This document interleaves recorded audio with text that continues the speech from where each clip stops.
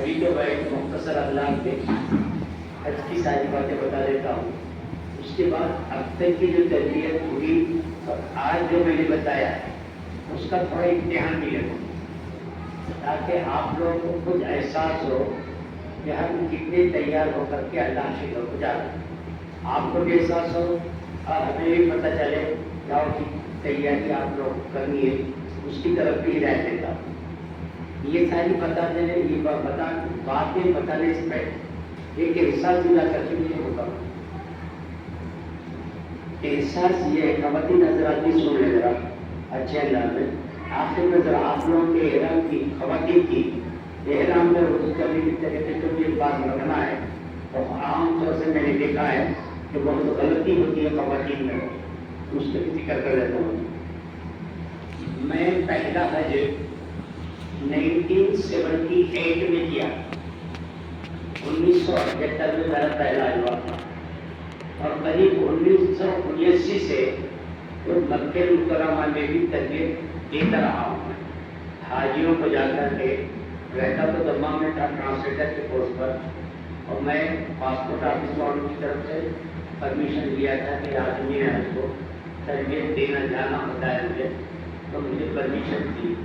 مکے جا کر کے تربیت دیتا تھا.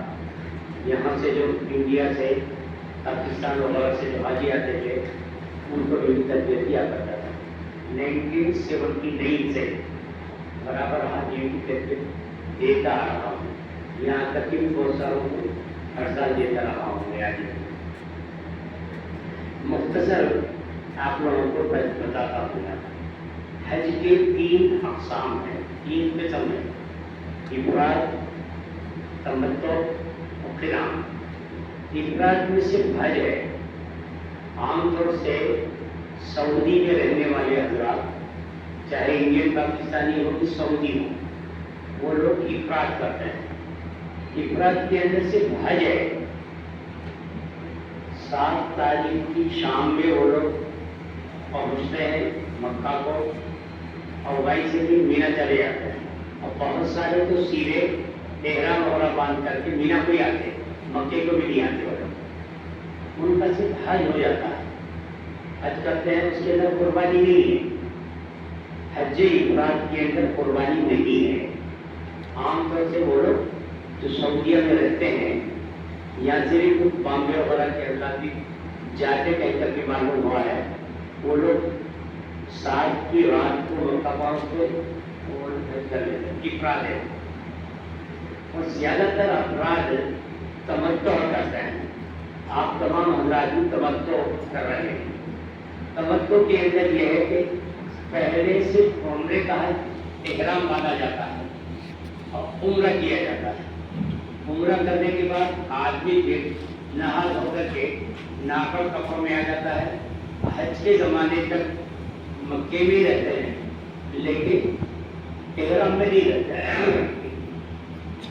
احرام میں نہیں رہتے اور جتنی ممکن ہو سکے عمرے بھی کرتے رہتے ہیں.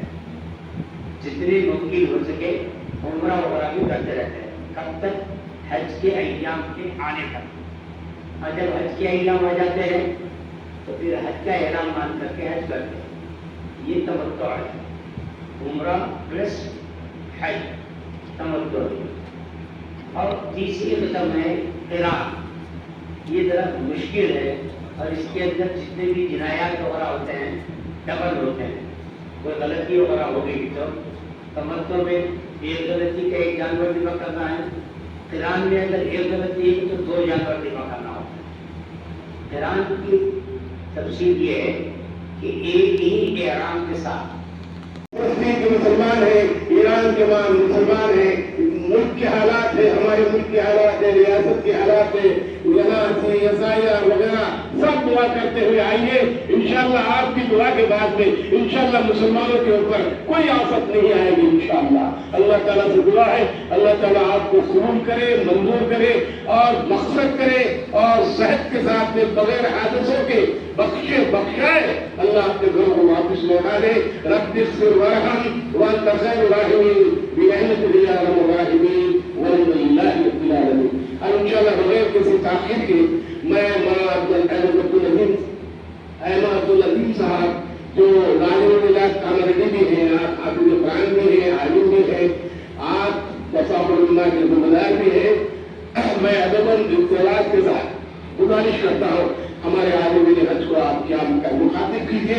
इंशाअल्लाह हम माजरत के ख्वाह हैं कि ताकीद जो हुई है शुरुका के नहीं आने की वजह से, लेकिन जितना भी वक्त बचा हुआ है इंशाअल्लाह 1:15 बजे अदा होगी, उसके बाद 1:30 बजे अदा नमाज है, फिर उसके बाद 1:30 बजे के बाद आपके लिए काम का इंतजार है।